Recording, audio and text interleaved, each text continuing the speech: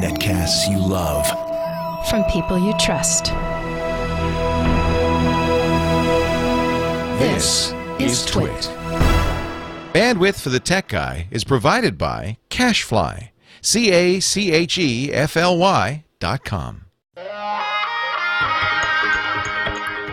Hi, this is Leo Laporte, and this is my Tech Guy podcast.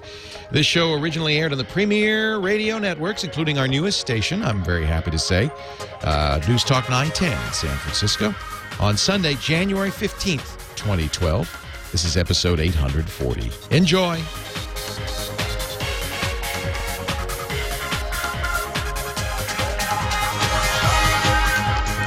Well, a good day to you. How are you today? Leo Laporte here, the Tech Guy. And this is the show where we talk tech incessantly, obsessively, accessibly, I hope. 8888 Ask Leo is my number if you want to talk about it with me.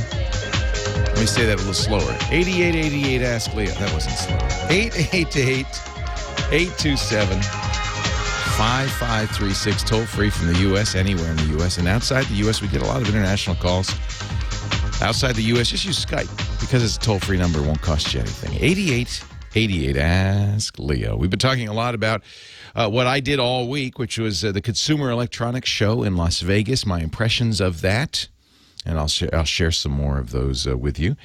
We have a busy day. Scott Wilkinson will join us in about half an hour, 33 after the hour. He'll come by and talk about what he saw at CES. He's our home theater expert. So I'm most interested in getting his impression of the new TVs. And at CES, there were a couple of interesting things going on with TVs. Talk about that in a second.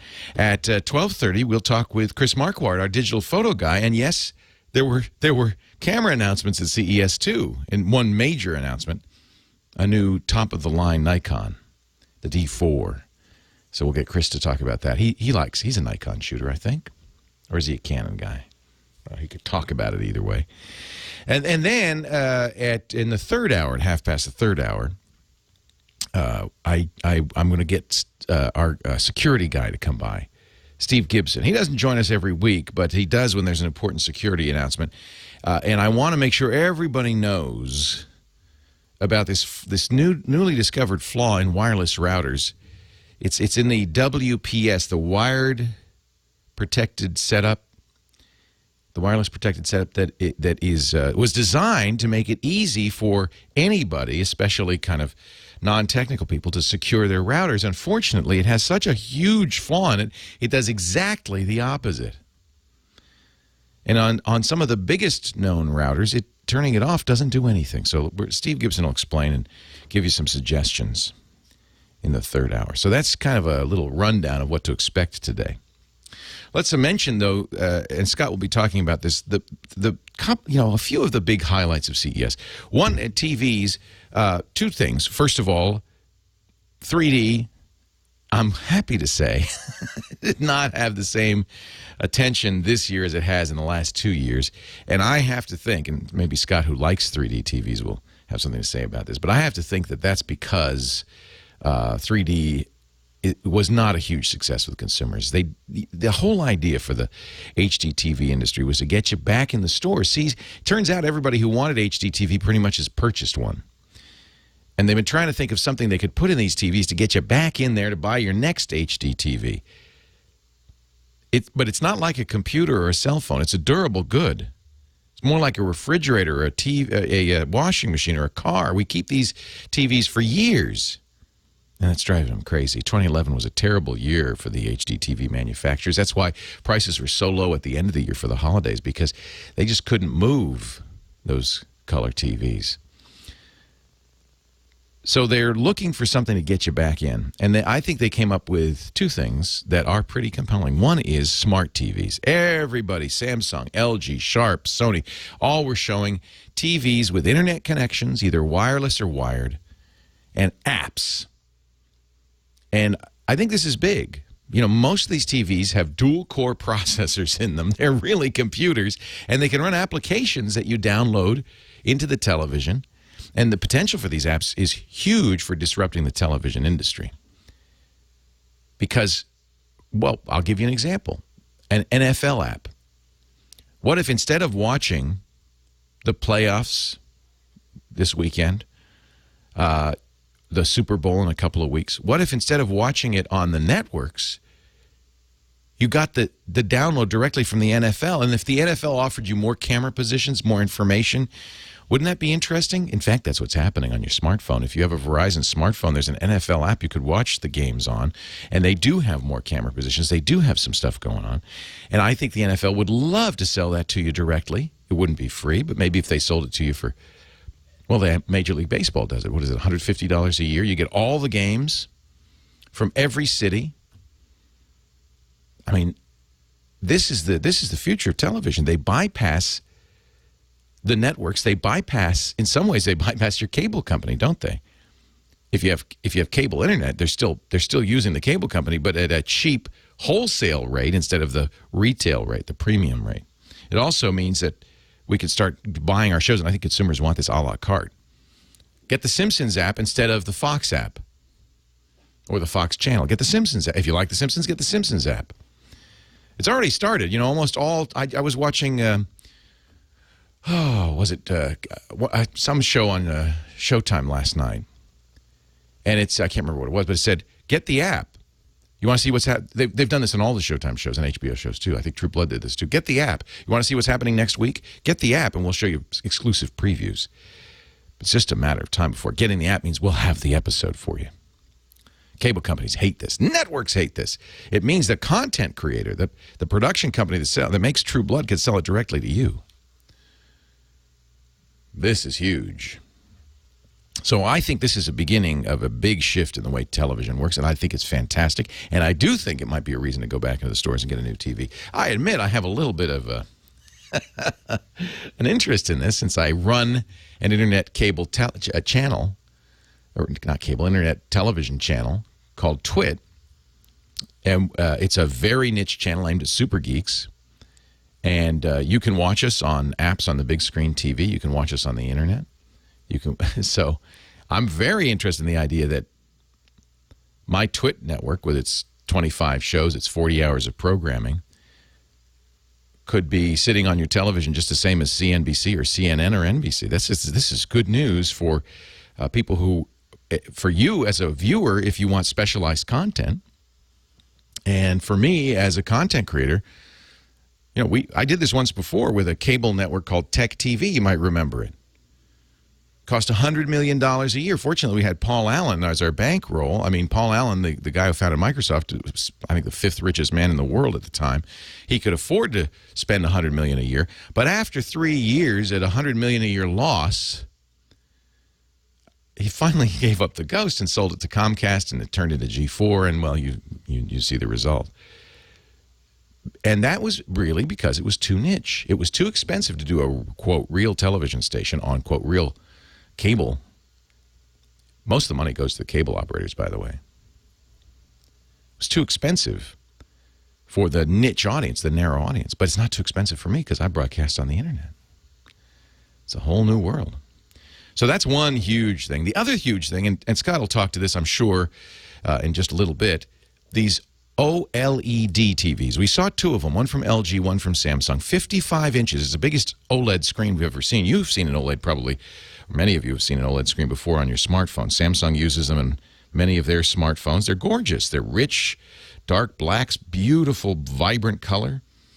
They're really, really nice displays. But they've never been able to make them in sizes anything more than the 11-inch OLED that Sony tried to sell for $2,500.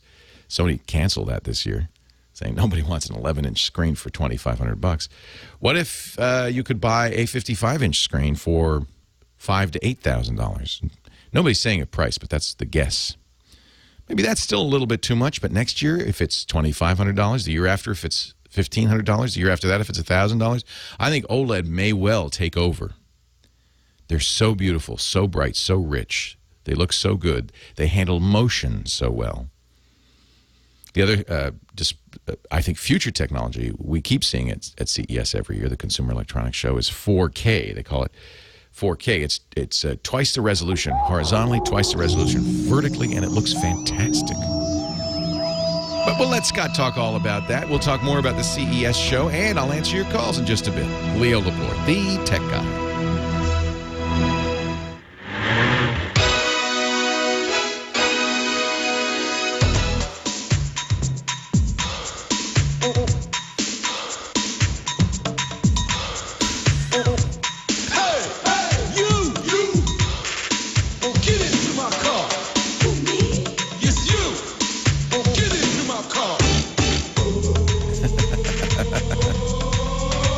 Laporte, the tech guy. I tell you, there was a lot of automotive technology on the show floor. Wow. Our sponsor, Ford, of course, was there, but Audi had I got in the A8, the top of the line, highly electronicized car. They had a simulator. It was so cool. And you would drive the car out of the lane, and all these things would happen, and alarms would go off, and the seatbelt would tighten up like, you're going to crash. They have all of the cars now have radar or LiDAR, something in them that tells you, for instance, the new Fords, as you back out, of course, they got a back out camera, but it's also looking left and right to see if there's oncoming cross traffic. And it goes beep, beep, beep if there's cars coming. The Audi will let you know if you get too close to the car in front of you. They have cruise control that slows down. We're getting very close to cars that drive themselves. Which, given the fact that everybody's driving these days seems to be texting and chatting. Mercedes had Facebook. I don't know if this is a concept. If it is, it's a terrible concept. Facebook in your car. And you could, the GPS, for instance, would connect to Facebook and tell your friends where you are. And you could even push a button that would show them where you are now and where you're going. Status updates and stuff, but it involved, as far as I could tell, involved twiddling knobs and looking at the screen. This is a terrible idea. Holy moly. That's the trick, isn't it? Look, we want to stay in touch. We want to text. We want to surf. We want to listen to streaming audio and perhaps even watch streaming video, but how do you do that without impacting safety? That's why I want cars that drive themselves. But all the manufacturers are having to deal with this. Who else was there? Kia even had a great little booth. Used to be that the North Hall of the Consumer Electronics Show was auto accessories and third-party sound systems, things like that. And I think the car companies, even though the Detroit Auto Show was going on at the same time, I think the car companies realized, we've got to be at this show because, in a way, we are consumer electronics. I played an interview on the last show, and I won't play it again because you probably heard it, but it is on our website at twit.tv with Ford CEO Alan Mulally, and I asked him exactly that. I said, consumers maybe aren't the best judge of this. We want everything. We want to send tweets and all sorts of stuff while we're driving. How do you balance the desire? And clearly consumers will buy this. They want it. How do you balance the desire for that with the need for safety, especially as the National Transportation Safety Board has just said, and this is scary, that it's not even hands-free.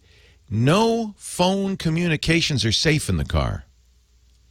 You shouldn't be on the phone at all. They want to turn the clock back to 1957. And they say look, they're interested in safety. I understand that. I asked Alan Mulally about that. He said, our research shows that as long as you're paying attention to the road, your eyes are on the road and your hands are on the wheel, you're driving, actively engaged in driving, you have the cognitive abilities to make phone calls and do other stuff. So the key, he says, is to make sure that these telematics, that's what they call this stuff, this electronics in the car, does not take your eyes off the road, does not take your hands off the wheel, does not impede you from actually driving. I mean, the truth is, and you've all had this, I've had this happen. Regardless, if there's no distractions in the car, I can drift off in my head. Haven't you ever found yourself going from point A to point B without remembering anything in between? Happens to me all the time when I drive. So distracted driving is a problem, but it's a problem that's kind of hard to solve since we can distract ourselves pretty well. I think that there is a balance. I do think that Ford's strategy of making everything voice activated is probably a good way to do it. But I also think there's going to be legislative challenges here, regulatory challenges. I asked him, why doesn't Ford make more diesel vehicles? He said the regulatory, the emissions standards in this country are so strict, it's not practicable.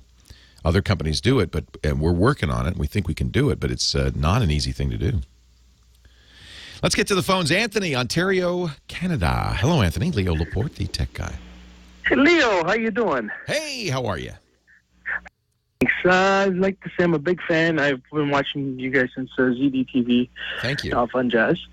Oh, welcome. I had a question about the iTunes. I'm running iTunes in Windows 7, and the issue that I'm having is that when I plug my iPod in, none of the information shows up. You see on the left pane under Devices, I click on iPod, and then in the center, it shows your iPod, the version, and the options, but none of the wording inside there is... It's all grayed out. Yeah. Yeah, check your iPod settings. Make sure that... what I would do is, if you click on the iPod's name, at least you're seeing it. I mean, that's a good start. Windows and iTunes do not seem to go together. But click on the iPod's name, and a settings window should open up in iTunes. If it does not do that, then I would disconnect the iPod and try again. Maybe even reformat the iPod, and or reboot the iPod. But if you can get to the settings, then what I would do is click some of the settings. For instance, try the manually manage button, the check mark. What that means is you'll drag stuff in and out. Comp Mike in the chat room is pointing out that, I think it's Comp Mike. Oh, no, I'm Dr. Mom in the chat room is pointing out that you probably will want to authorize that iPod for that account, or you won't be able to do any of this, right? Challenging to get for some reason. I don't know why, but Apple, I do know why. Apple is not very good at Windows software, and iTunes is a blight. Ironically, most people using iPods are using Windows. By far, the largest number, more than half, 3/4 of all iPod users are using iTunes on Windows. It's too bad that Apple just can't get this right. People often look. I use Macs. I use iPhone. I have an iPad. I have a lot of respect for what Apple has done. But people often, I think, very wrongly just say, "Oh, Apple does everything perfectly. They're the best at software. Nobody's better." And all you have to do is say iTunes on Windows to prove that wrong. And you'd think they'd be a little embarrassed by this.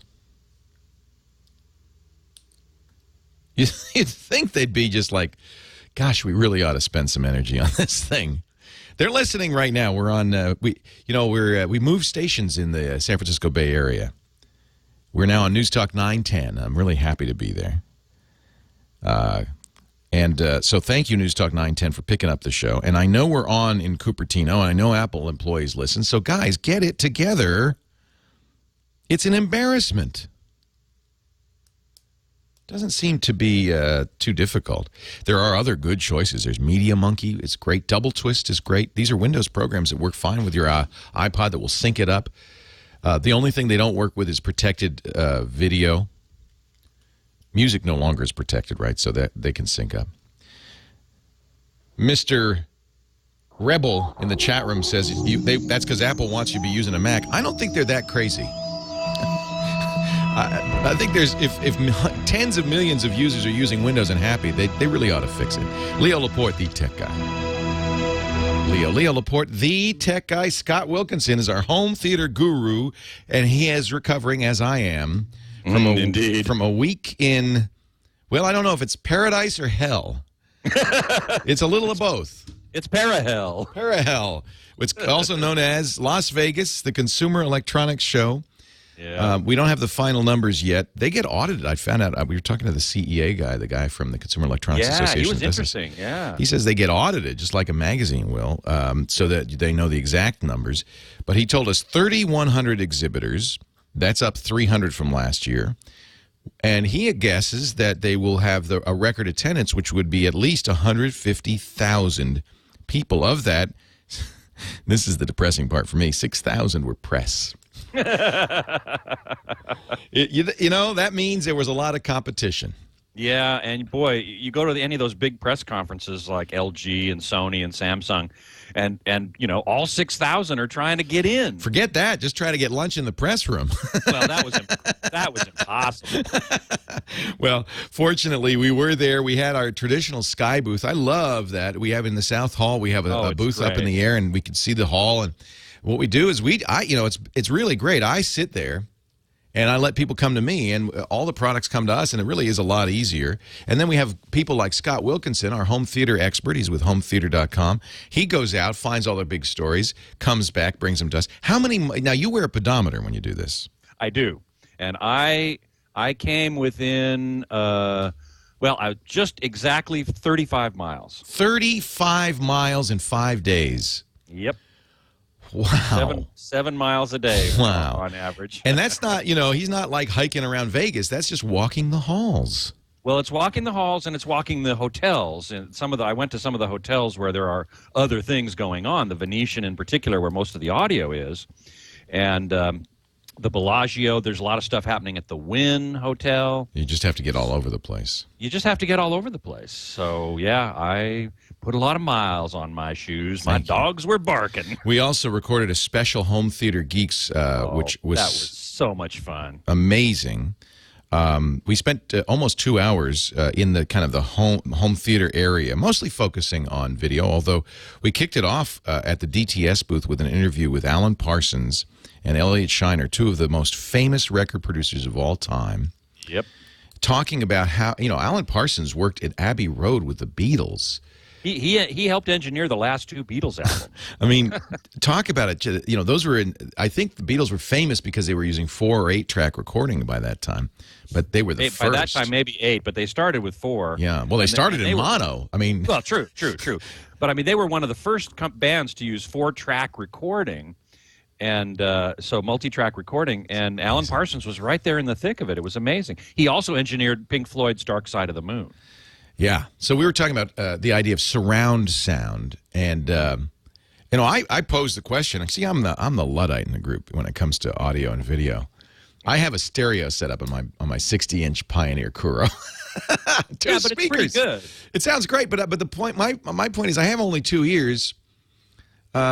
Now, but then I have to say, and on your recommendation, we went to see the Beatles' Love, which is a Cirque du Soleil show, and they have a surround sound speaker system in the back, behind your head. There's speakers in your chair. Yep. And to me, it was a little bit like 3D, where occasionally I'd hear crickets behind me or something, and it would be a little distracting. Right. Okay. But in general, much like 3D, when done judiciously, it does fill out the sound space, and music seems to be richer and coming from all around you, not front, back, side, but all around you, and I kind of like that. See, the argument that you just made, that a lot of people make, that, well, I only have 2 ears. Yeah. Why do I need 2 speakers, more than 2 speakers? Well, the answer is because our 2 ears hear sounds coming from a wide variety of directions. And so if you can simulate or reproduce sound coming from a wide variety of directions, that is closer to a, quote, real-life experience than sound coming only from 2 directions. I will grant you that, and I have to say it does make a difference. And that's what Alan and Elliot were saying. They love working in 5.1. Part of the issue was, well, how do we get 5.1 sound from your recording studio into our home setup? Exactly. And there aren't a lot of media that support it. I mean, SACD and DVD audio kind of never took off. And we're talking music here. We're not talking movies. Movies are in 5.1, yeah. All of them virtually, and you get that into your home. So if you have a home theater, you can get it into your home, but it's the medium that's the problem. And as you say, DVD audio, SACD are both disc-based media that do that, but they've kind of fallen by the wayside in favor of MP3, which is so much more convenient and people listen to a lot more. Right. There are some music Blu-rays, like concert Blu-rays and so on, that do a good job of that. But downloading multi-channel is not that easy. They were also at the DTS booth talking about 11.1. And that actually has sound coming, and Alan said he likes this, from above you and below you. Exactly. And right. Alan Parsons said, I like that. But now it's so great to see somebody who started with the Beatles in the late 60s and is now in the 2011 doing the latest state-of-the-art stuff. It's just fascinating. But enough of that. I know what people really want to hear about. TV. What did you see and what did you like? What do you think? For me, the big story of the show, there were two main stories of the show in terms of TVs. And for me, the bigger one, the more important one for this year anyway, was OLED, or OLED, which is Organic Light Emitting Diode. It's the first new television technology that has been introduced as an actual product in at least 10 years, probably more. We've seen OLED on display at CES for quite a few years now, but as I think you mentioned earlier in the show, it's been very small screens. People see them in their cell phones and tablets now because they're small, but large screen OLED has not been a real product. We've seen prototypes and concepts of 20-inch and 30-inch TVs from Samsung and LG and Sony. But these were always in the past, this is just a concept. This is not going to be a product. Don't look for this in the store. Well, this year, Samsung and LG introduced 55-inch OLED TVs, flat panel TVs, that are going to be in the store this year as products that you can buy. That's huge because this huge isn't a news. concept TV. They're showing it. They're not talking about price, but they were both of them very concrete. Yes, we will sell them this fall. We will sell them this fall. Exactly right. And as you saw, the picture quality blows both plasma and LCD clear out of the water. Mind-boggling. It's amazing. Primarily because of the depth of blacks, which are stunning. And that's really one of the most important characteristics of a good TV picture is how deep are the blacks. Because on top of the blacks, then, you place the color image, and the deeper the black, the more it pops. And these images, I thought, were just eye-popping. Yeah. Now, somebody in the chat room, I think it's Ken Newberry asked, and I think this is a good question. OLED tends to be super saturated colors, super bright, unnaturally so. Well, and yes, and on the showroom floor, on the CES show floor, we did see that. They tend to be oversaturated, probably outside of the actual range of colors that they're supposed to be. And I can only hope when we get one in for review that we can dial that back. Let's talk some more. Scott Wilkinson with us. More from CES right after this. Leo Laporte, the tech guy. In a boat on a river with tangerine trees and marmalade skies. Somebody calls you, you answer quite slowly. A girl with kaleidoscope eyes. I think that's from the Love remix, because it sounds different than the Lucy in the Skies with Diamonds, the original. Leo Laporte, the tech guy, and the reason we mention that is because George Martin and his son remixed many of the Beatles' original tracks for that Cirque du Soleil show, Love. Fantastic. And this was an amazing moment in the show, but everyone was. It was highly recommended. If you get to Vegas, it's the only place you can see it. It's not touring. Right. Make an effort. As expensive as that ticket is, it's worth it. And the other one, the one that I saw at Vegas this year, was Viva Elvis. Really? Now, did you like it? Was it good? Oh, fantastic. Okay. Amazing. Cirque can do no wrong. Oh, well, the reason I thought Elvis was so great was that this show has a super big emphasis on live musicians. Ah. And so they mixed in the Elvis recordings of his voice in with all brand new arrangements played live on stage. That's one thing that's weird, because almost always Cirque has live music. Cirque du Soleil is live music, and this is the Love show is the only show that's all recorded. That's correct. That's correct. But in most of the other Cirque shows, the live music is behind a curtain or off stage. But the Elvis show, they were front and center all the time, and it was great. So I want to make a correction, because I said at the beginning that I thought 3D was less in evidence at this CES, that it really wasn't a story, and certainly the press didn't talk about it. But it is absolutely the case that every TV manufacturer there was showing 3D TVs, mostly because all of their TVs now are 3D. That's right. It's another feature, and they are simply there. And it may not be a selling point. You just get it. You get it. It comes along for the ride. Absolutely. LG had a great, when you first come in, the main entrance is in the central hall, and LG bought the most expensive real estate, which is that main entrance. Right as you come into Central Hall. And they put probably a 30-foot high, 150-foot wide screen up. And they give you glasses as you go in. And I have to say, when 3D is at that size, it is spectacular. I mean, I literally ducked because I thought the soccer ball was going to hit me. I was amazed. I was standing right next to you, and you went, "Whoa!" And you So it was very effective. Panasonic also had its big 3D displays, and all of the TVs, LG's, everybody had 3D in them. It's not to say that 3D is not there. It's just not the story anymore. No, it's not the primary story anymore, but it is still there, and it's still important. For example, LG has initiated something they call 3D Zone, which gives you 3D online streaming.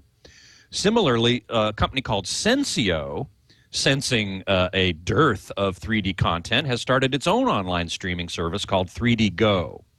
So we're starting to see a little bit of streaming 3D now, as well as there are some channels. Plus, not Panasonic, on my network.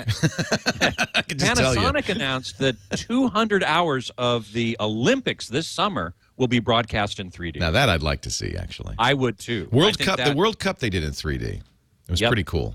Yeah, but the Olympics in 3D, I think it will be fabulous. Let's get back to the OLEDs, though, because we haven't finished that discussion. So the OLED TVs we saw from LG and Samsung, and you and I believe that Sony has a crypto OLED TV. They're calling the Crystal.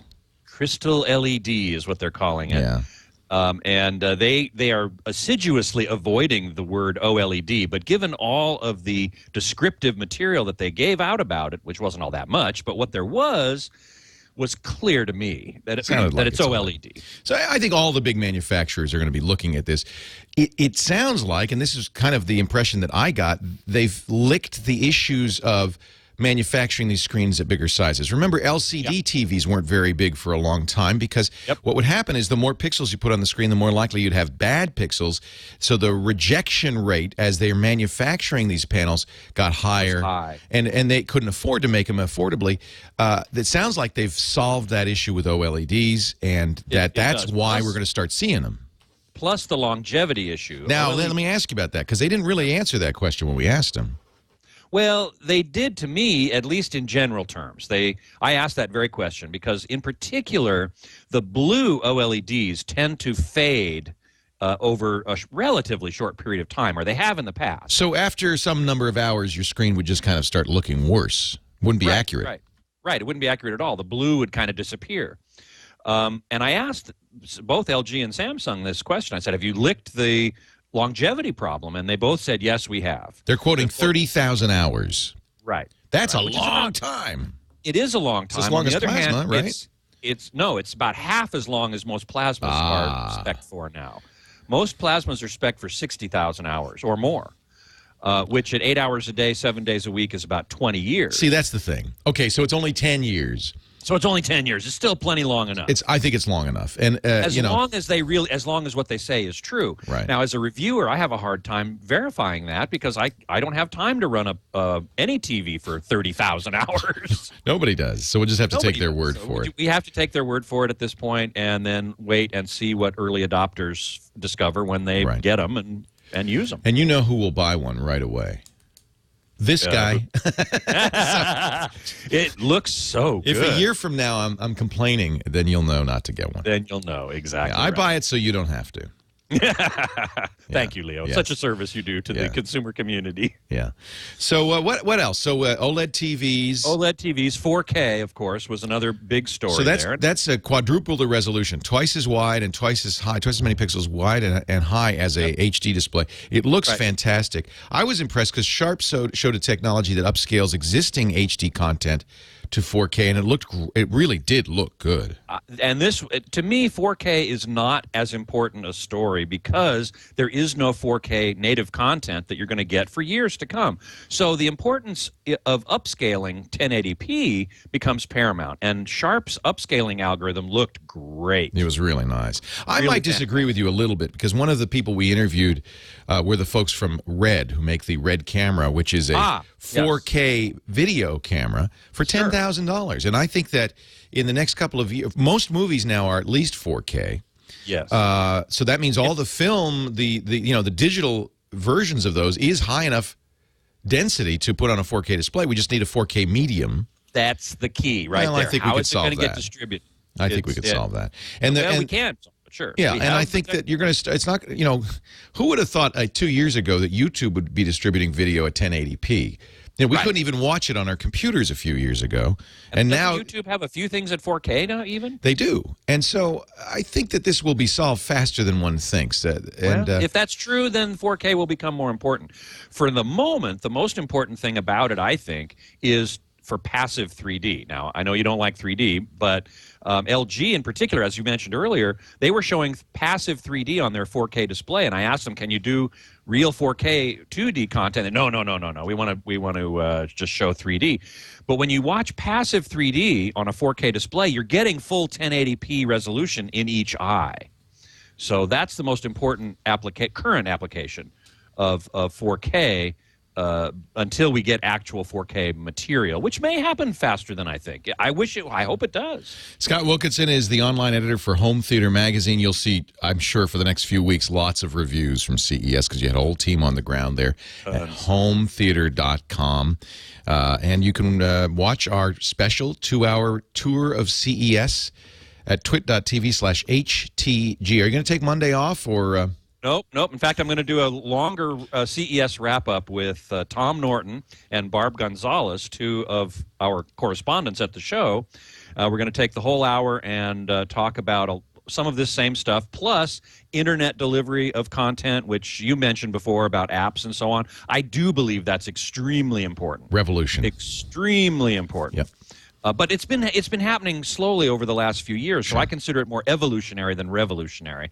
But a lot of it has come a long way, and a lot of the companies, Google TV, for example, is now in Samsung, Sony, and Vizio. Each of the companies has their own thousands of apps. So we're going to be talking about that. We're going to be talking about multi-screen integration with tablets and smartphones and your TV all integrated in together.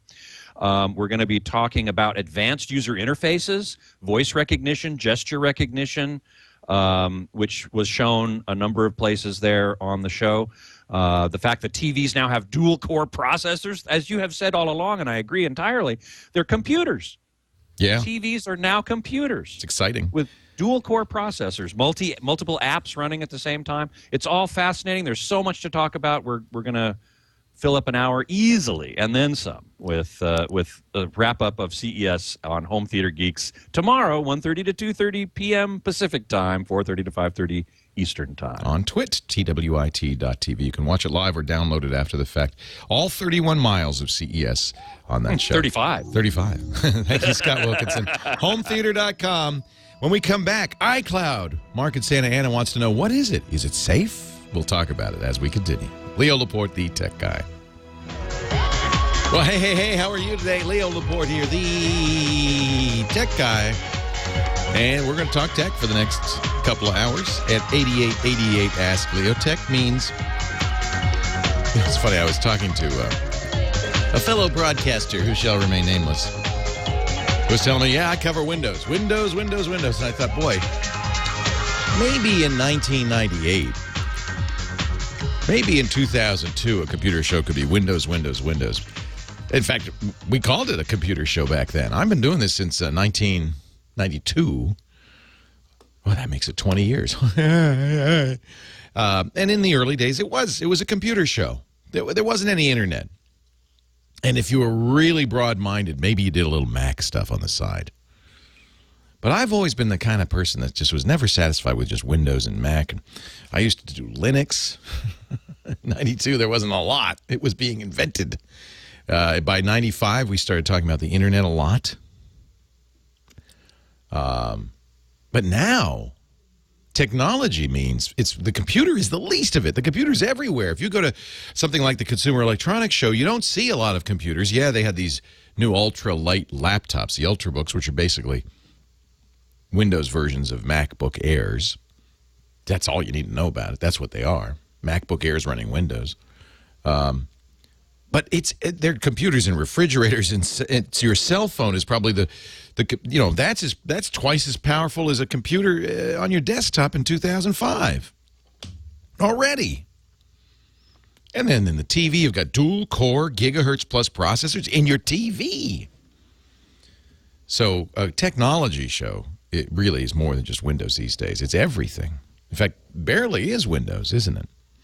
We talk about cloud computing. We talk about the internet. We talk about home theater, cell phones, digital photography. In fact, our digital photo expert, Chris Marquardt, joins us at 33 and a half past the hour to talk about that. But before we go any further, I want to get Mark on, who's been very patient listening to our mothership in Los Angeles, the big KFI. Hey, Mark, Leo Laporte, the tech guy.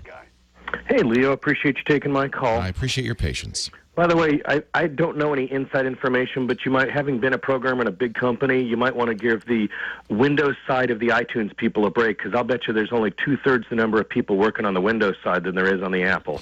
You know, in most cases, it may a lot of projects at Apple, it's one guy.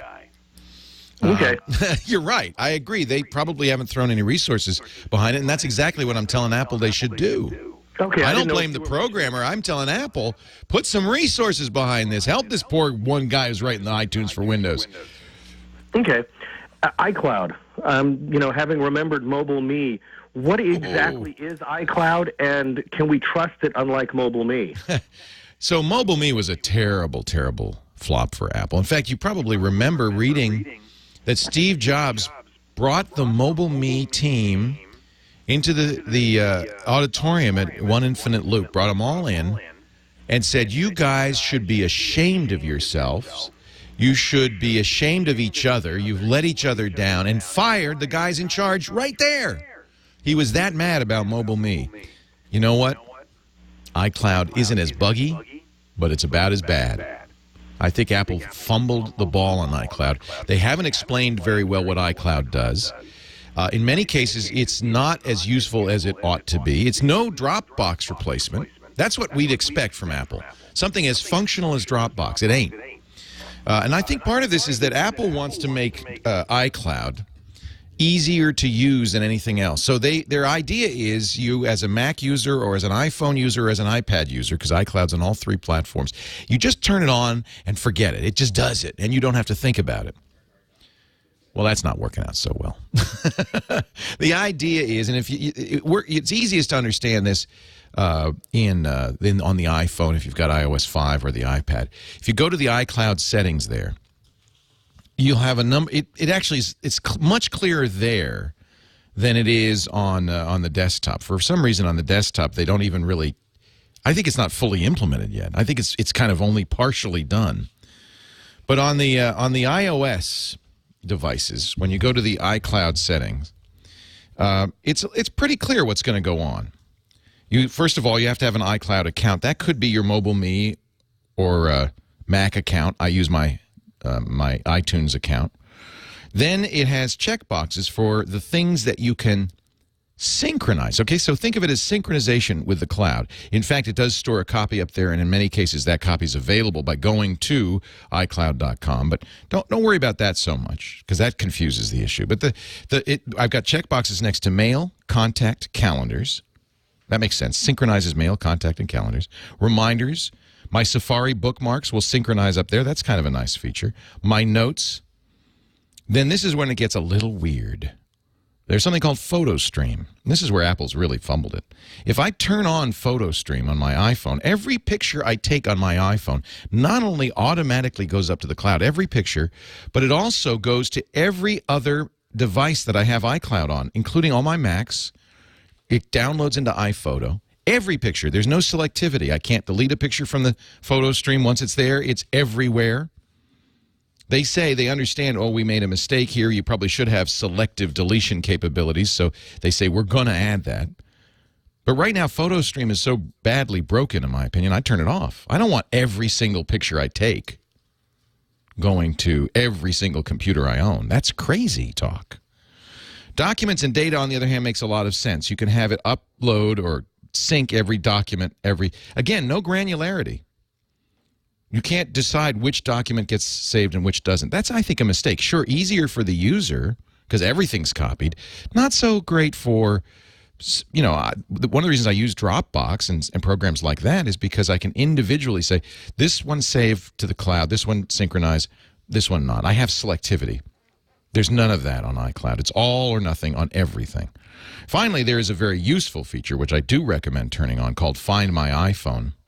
If you've ever left your iPhone lying around, left it behind at a restaurant, Find My iPhone allows you not only to pinpoint it on a map, you can also send a loud alarm, a big ringing tone from the iPhone, and if you can't find it, delete the data. I think that's very useful.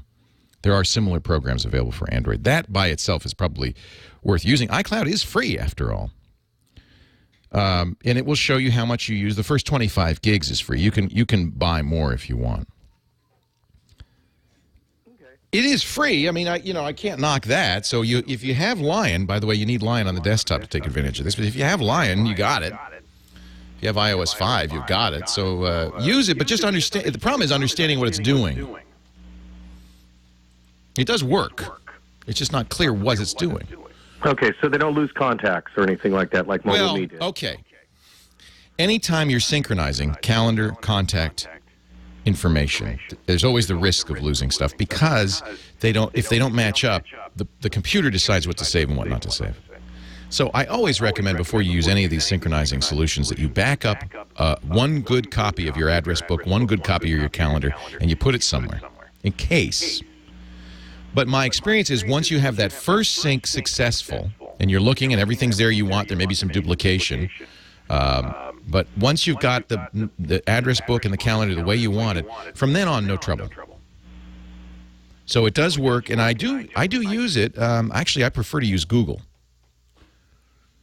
I prefer to use Google because, by the way, I get 25 megabytes or gigabytes because I was a MobileMe subscriber. It's only 5 gigabytes if you've never subscribed to MobileMe. I want to correct that. I get 25 gigabytes, but it's only 5 gigabytes if you are just a new iCloud user. That's still a lot.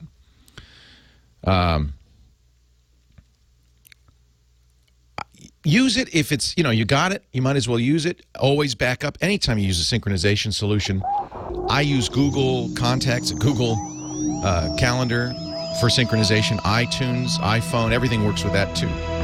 So you do have a choice. Thanks for the call, Leo Laporte, the tech guy. Man, was that a good game yesterday. Did you? I almost had a heart attack. So, of course, yeah, hi, Leo Laporte, the tech guy. I'm a Niners fan. I'm in the Bay Area. You got to be a Niners fan. And my sympathy to the Saints fans, because that must have been a heartbreaker, but it was sure exciting. It was sure exciting to watch. And I think my blood pressure was through the roof through most of that fourth quarter. Very exciting football. 8888 Ask Leo. That's the phone number. Leo Laporte, the tech guy. Derek, Fort Irwin, California. You're next. Leo Laporte. Welcome. Hi, Leo. Hey. Hey, I have a question. I'm going to be returning to school in the fall of this year, and I hear so much about tablets, and I was wondering if those could be any benefit to me. And I have a few different factors which could contribute to that, so I'd kind of like your opinion, and if we could talk about it for a few seconds. Sure. So have you tried a tablet ever before? No, I haven't, besides the iPod Touch, but that's not really... Well, it's like iPod Touch is a mini iPad. Right. So it's close, but just so small. There really is a big difference when you get bigger. Mm-hmm. I'm of two minds. I am a tech advisor to my kids' high school, and those kids all get laptops in freshman year, and they take them all through all 4 years. And I've really been thinking long and hard since the iPad came out, should we consider replacing the laptops with tablets? And at this point, I say no. But I don't think I think a tablet has some real advantages. So this is a question that's really more personal. That's something you almost need to answer for yourself. So one of the questions I asked is, have you ever tried one? So the first thing I would do is hie thee to an Apple store or a Best Buy, somewhere where you can, actually it might be better to go to a Best Buy because you could then try the Android tablets as well as the Apple tablet. There is one compromise that I think might well be a good replacement for a laptop. And that's called the Asus Transformer Prime. And here's why. It is a Android tablet with a lot of, one of the things that Android tablets offer that do make them more like a laptop is you have an SD card slot, you'll have an HDMI connector, you have more connectors, more capabilities. The Transformer is a fast 1.5 gigahertz dual-core tablet running the latest version of Android, which is Ice Cream Sandwich, and that's a big improvement. Still not as elegant, in my opinion, as the iPad, but still pretty nice. And here's what makes the Transformer Prime something you might consider. It also has an optional docking station with a keyboard, effectively turning it into a laptop. Actually, that's one of the biggest things that actually I was thinking about, because I don't mind taking notes with pencils and paper and such, but if I was going to be taking notes, I would definitely be needing a keyboard. So that actually is a... That's exactly right. That's why, and by the way, it's not dual core, it's quad core. It's a quad core Tegra. Thank you, chat room, for correcting me on that. That's what's cool about it. This thing is a PC power in a tablet form. But you're right, and this is why I didn't recommend the iPad for the high school, is because you got to have a keyboard. And you can type a little bit on an iPad, but you cannot type well enough. You need a keyboard. Now, you can always add a keyboard. There's a second problem, in my opinion, with the iPad, and that has to do with the way students work. Do you often have websites up at the same time as you have your word processor up as you're writing papers? Do you do research, and you have multiple windows open at the same time?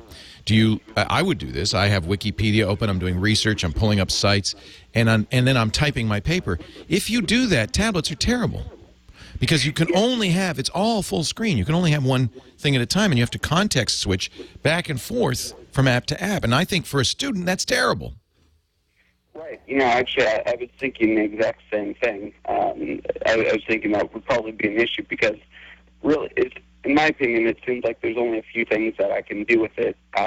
Typing for taking notes, using it as a book application, and something else that just slipped my mind. Okay, so you're exactly right. Now, taking notes on a tablet may be something you can do. There's certainly a lot of note-taker apps out there, and you could type on the screen probably. The nice thing about a tablet, it's small, it's light, it's compact, doesn't make clickety-clack sounds in the classroom. So professors probably prefer a tablet. Tablets are great for textbooks, and there are a number of companies. We saw a company at CES that's going to make interactive multimedia textbooks for the iPad. So this is one area where tablets might be great. Instead of carrying 100 pounds of books around with you, you can just carry a lightweight little tablet. But I don't think for writing papers, for doing research, for the kind of things students do most often, a tablet replaces a laptop. What I carry and I recommend for a student is something like the MacBook Air or one of these Intel Ultrabooks. They're very lightweight, only slightly bigger and heavier than a tablet, but they're full-bore computers. In fact, now you can put as much as an i7 processor in there, which is 8 cores and lots of power, lots of RAM, high-speed SSDs. I think that you should look, if you want Windows, you should look at the Ultrabooks. Lenovo, Acer. Acer probably makes the best, the Zen. Lots of companies now make these Ultrabooks. If you just Google Ultrabook, you'll see a whole list of companies. Those are basically MacBook Air clones running Windows. If you want OS 10, then I would say get a MacBook Air. A little more expensive, lower battery life. One of the advantages of the Asus Transformer Prime is when you put that dock on it, 20 hours of battery life. Wow. I have two questions. One, what are the Ultrabooks running in terms of price? And then also, I'm going to be using my GI Bill as well as state and federal aid for books and such. Do any of these book distributors or manufacturers, are they kind of synced into using any of that aid, or is that typically coming from cash or credit? I do not know. That's a good question. I do not know. Okay. You'll have to ask the college bookstore on that one. The prices on Ultrabooks ranges from, I've seen them as low as $600. They can go much higher. Intel really wants companies to come in at around $1,000. That's not been easy for some of the high-end stuff. The Asus ZenBook, I think, is slightly over $1,000. They're less expensive, yes, than the MacBook Air, for sure. Okay. But still maybe considerably more in some cases than a tablet. But I do think that for a student, a laptop really is the way to go. And if one of the reasons you like a tablet is because you want to go ultra light, there are some really excellent choices. Frankly, the only kind of computers we saw at CES that were billed as computers were these Ultrabooks. The MacBook Air is starting to sell better than any other Mac. These are the future of computing. These ultralight computers. You don't get an optical drive, but who needs an optical drive? You can always add an external one, I guess. You get fewer ports, but 2 USB ports, a Thunderbolt port on the MacBook Air. That's plenty. Ultrabooks offer more compatibility and flexibility. I think these are pretty good devices. I think the future is with these. And for a student, I think it's the way to go. 2.5 pounds, 2.5 to 3 pounds. That's awesome. Leo Laporte, the tech guy. More calls right after this.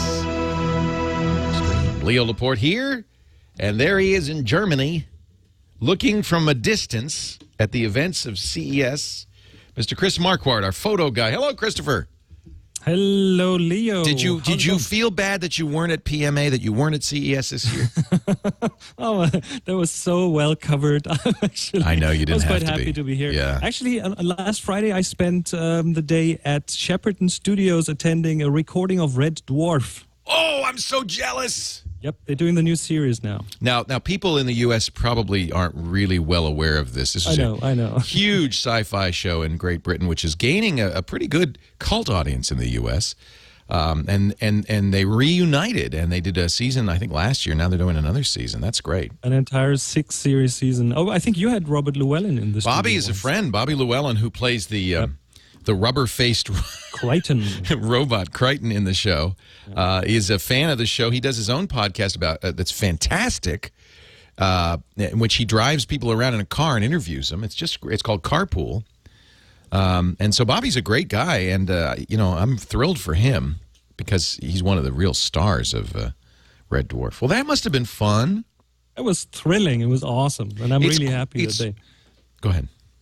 I'm just saying. I'm really happy that they continue doing the series. Yeah. It's really, really fun. It's really fun. I went down to watch them shoot Dexter. It's really fun to see how old media does it. Because they have and it's not as old. If you look from the photography side, they're using modern. Red Epic cameras there. Wow. They have like radio transmission of the signals, and it's a very, very sophisticated setup and pretty much state of the art. Yeah, I don't mean old media in any derogatory way. I mean they have lots of money, so they can afford to do everything first class, and it's really fun to watch when you've got money to burn. How many people are on the set? How well they do their job? How professional they are. It's so much fun. Compare and contrast to our little operation here. But I think as mere mortals don't have access to that kind of technology. No. So, although I talked to the folks at Red, and they're going to lend us just for one show 3 Scarlets, so we can shoot a show in 4K. Won't that be something? Ah, nice. Well, now no 4K at PMA. Well, lots of 4K at PMA, but not for us. For us still photographers, we shoot plenty more than 4K. Yeah, that was interesting. He said the Scarlet is 5K, but it's still not the resolution of a Canon Mark 5D Mark II. Isn't that funny? High definition HD 1080p. That's about 2 megapixels. It's not that much. Yeah. Yeah. Anyway, we did see some things or hear about some things. I guess the biggest story, and I went over to the Nikon booth at CES, was the new high-end Nikon digital SLR, far too expensive, big, and bulky for a mere mortal, the D4. What do you think? This is a real professional tool. I mean, this is a huge camera, even though it's lighter than the D3. That's important to know. The D3 was too big for me. Yeah, I had the D3 for a month to play with, and it was an awesome camera, but I was kind of happy to be handing it back because that's really a lot of stuff to lug around. Yeah. The D4 is full frame, so it's a 35 millimeter format. Nikon calls that the FX format, 16.2 megapixels. So I don't see the megapixel race to go anywhere near that I was afraid it would go. You don't want it to, actually. If for technical reasons, the lenses will give you issues if you get the resolution too high on these full frame sensors. So unless the sensors get bigger, you don't want to go more than 16 megapixels. Yeah, so it's a huge, very professional camera. It does one thing that video people will like. It has a full HDMI output in full resolution, so you can even use it to shoot film or video with it, like proper uncompressed in a studio almost. setting. Yeah, uncompressed. But that's again, the camera's like is going to be around $6,000. So okay, yeah. Okay, next one. Fuji X Pro 1 is the one that I'm still excited about because it's this whole new line of Fuji cameras, retro look, very interesting look. Again, they're not going overboard with the megapixels, 16 megapixels. It's one of those cameras in the line of new interchangeable lens cameras. It comes with the hybrid viewfinder that the X1 had, which is the optical and electronic viewfinders. You can switch back and forth between information on the display or just really looking at the scene through a viewfinder. And the interesting thing about that camera is that it has a new filter array. So where a regular camera nowadays has like these red, green, blue, green pixels, so it has 4 pixels that kind of make up a new pixel. This camera changes that over to a 6x6 pixel array, which we haven't seen before. And they leave out what's called the anti-aliasing filter, which is a filter that other cameras need and that makes the picture slightly blurry. So their claim is that this new filter and this new sensor will have much sharper pictures and might rival much bigger cameras. So I'm looking forward to seeing some real results from that camera. How much? Well, mixed price info here, I think around $1,600, including a lens. It comes with three prime lenses, an 18, a 35, and a 60 millimeter lens. Sensor is in the range. Well, it's actually an APS-C sensor, so good. Those lenses that's a decent size. That's kind of, if you're serious about photography, that's kind of the minimum you'd want to go, right? Yeah, I'm still waiting for some real life results. I mean, the lab pictures look good as usual, as always. Yeah. But I want to see the real life stuff. What else? Well, Canon G1X, the Canon G series of cameras has a new one in the line. These are very popular with pros because most pros carry a digital SLR, but they'd like something more compact to just kind of carry around. It looks good. It has a bigger sensor now, so it's in the range of a 4/3 sensor size-wise. It's not quite APS-C, but it's, I believe, bigger than the previous G models. Yeah, that is. That is. Shoots 4x3 format, has a very moderate 4x zoom lens, which I believe they did in order to keep the image quality up. And to keep the camera bulk down, because if you have the more zoom you have, the bigger the camera has to be. Yeah, and it comes with an 4X image is a stabilizer. Yeah, it comes with an image stabilizer. Again, 14.3 megapixels, so again, no big race here. And the ISO, you can apparently crank up to 12,800, which... we didn't mention the ISO or the amplification, the low light amplification on the D4, which was what, 220,000? 204,800. That's just crazy talk. That means basically you can shoot a picture in the almost pitch dark. True. Almost. True. Pitch dark. Again, I haven't seen any real life examples of that ISO. I guess it is going to be pretty noisy, but probably still usable. Wow. So, but the biggest thing for me, and that has not been directly announced at PMA, but around PMA, is a new piece of software that's come out, is Lightroom 4 Beta. I'm very excited about this. The new public beta. Adobe has done that last year, and they're doing it again. Everyone can download a free beta. It'll expire sometime in March, but until then, you can use it for free. Some of the new features that are very exciting for photographers. The one on the top for me is soft proofing, so you can finally kind of preview how your prints are going to come out. and see if you have to change something in the print to make the prints look right. That's one of the biggest complaints, that, oh, my prints don't look like what I saw on my screen. So that is important. Better video supports. You can now trim videos, and you can even apply some corrections to videos, like white balance. And even though I haven't really played with that. I've played with it for a while, but not the video functionality. So lots of new stuff there. Adobe.com if you want the beta on that. It is available for free for Windows and Mac. Chris Marquardt, our photo guy. ChrisMarquardt.com. Thanks for joining us. Leo Laporte, the tech guy. The theme from Red Dwarf. You know, Doctor Who is so big in the U.S. among geeks. I imagine Red Dwarf will find that same cult following at some point. Leo Laporte, the tech guy. Geeks, you know, one of the things about being a geek is you kind of want to be an iconoclast. You don't want to follow the crowd. You want to be unique. You want to be different. So it's not okay to be a geek and say, well, I like Big Bang Theory. No, you've got to go farther than that. You've got to find some obscure British show that no one's ever heard of and say, well, actually, the truth is, you could like, it's fine to like Star Trek, but if you're really a fan, you would like Red Dwarf. That's really the true one and only show. That's something geeks like to do. I don't know why, but it just makes us feel better about being such nerds, I guess. 8888 Ask Leo's the number. Chris Marquardt, our photo guy, is online at chrismarquardt.com. We put a link in the show notes at Tech Guy Labs, so it's easy to find. He does a lot of workshops. In fact, he's got some workshops coming up this summer in the U.S. you're going to want to find out about. You can go to discoverthetopfloor.com to find out about that. Discoverthetopfloor.com. And don't forget, in fact, maybe it'll be next week, maybe the week after, we have a photo assignment. Chris likes to do this every month. We give you a new photo assignment. It's not a competition. There are no prizes. It's just an excuse to take more pictures, frankly. Our assignment this week is to, or this month, I should say, is to illustrate or somehow annotate the concept, the word footprint. You decide what that means. We don't tell you. It's wide open, just something that has to do with footprint. And now, how do you participate? Well, simple. Take a picture. Take a lot of pictures. When you find a few that you really like, upload them to Flickr. Use the tag footprint in the Flickr upload. And then join the Tech Guy group if you're not already a member. It's free. All of this is free. Go to Flickr, FLICKR.com. Make an account if you don't have one. Search for groups, Tech Guy, 2 words. That's ours, the one with 8,000+ members. And once a week, you can upload another image, up to 4 images for consideration. And then when we review them, and I think that's either next week or the week after, Chris will pick 3 of his favorites, and we'll talk about it. I know, crazy, talking about a photograph on a radio show. Who'd have thunk it?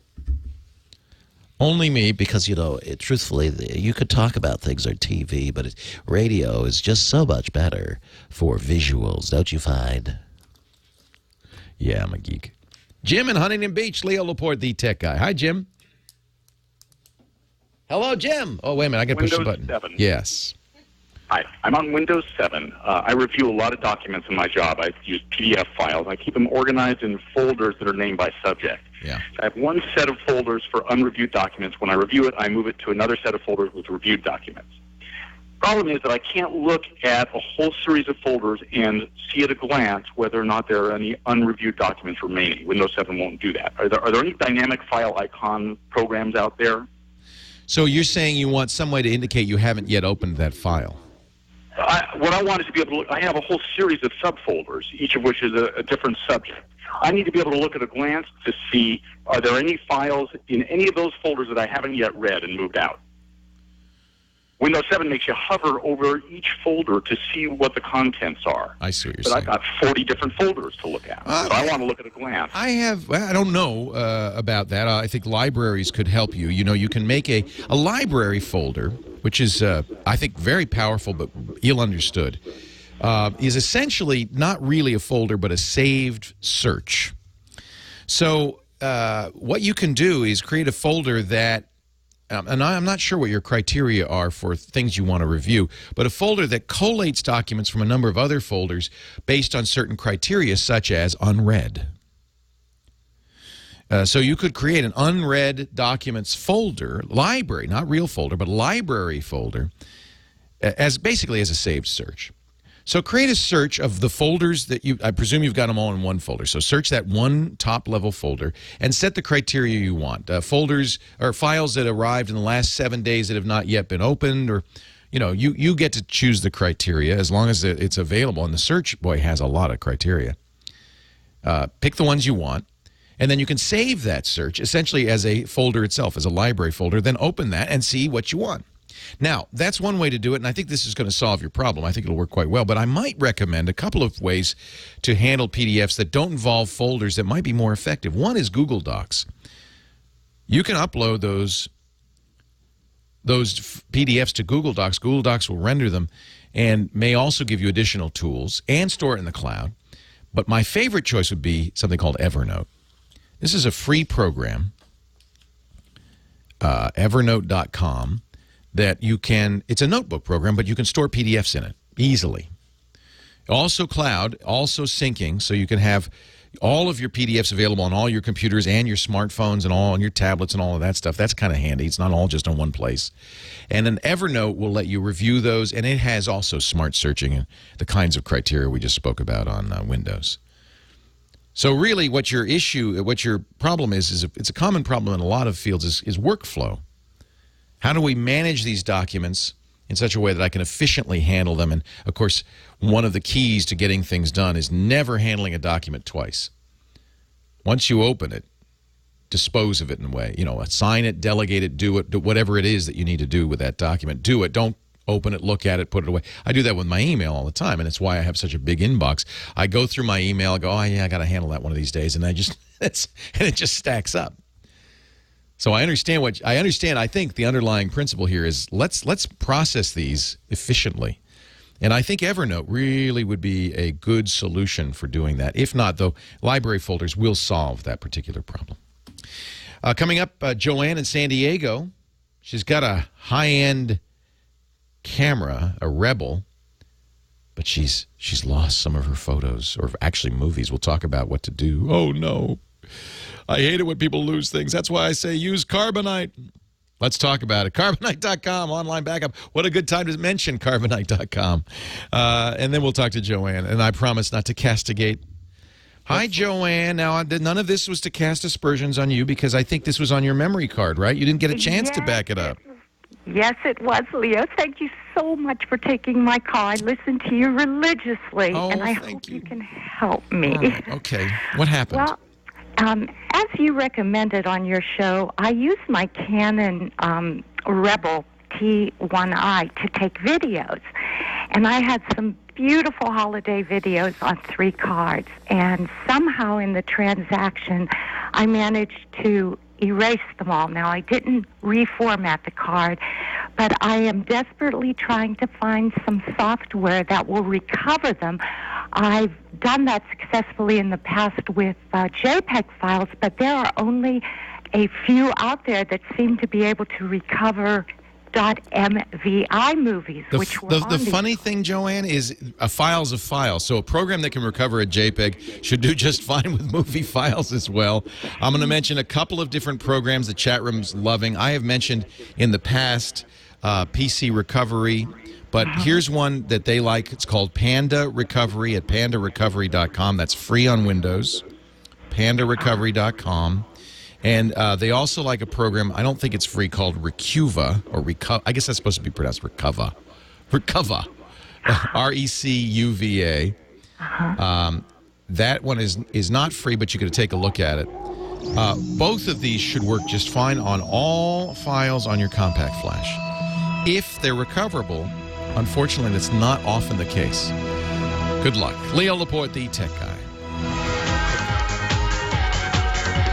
Well, a good day to you. Leo Laporte here, the tech guy. And it's time to talk computers, the internet, cell phones and camcorders, MP3 players, home theater, and all that jazz.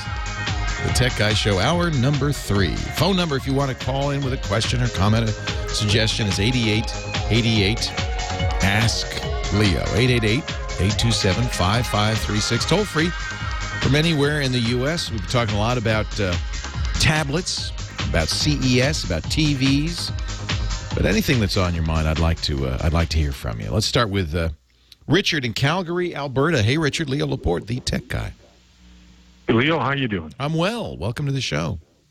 Well, thank you. You might remember you and I had several come last year about podcasting. Mm-hmm. And I've been working at building my own little podcasting setting.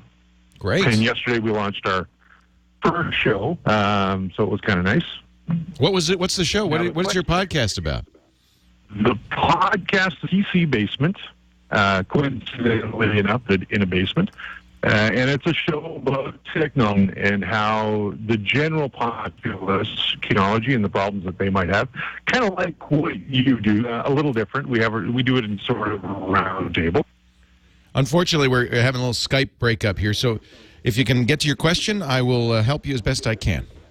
Not a problem. The question I have is, when I have a caller in Skype, Master, for some reason the camera setting in Vid was just coming up as a gray screen from my end to them.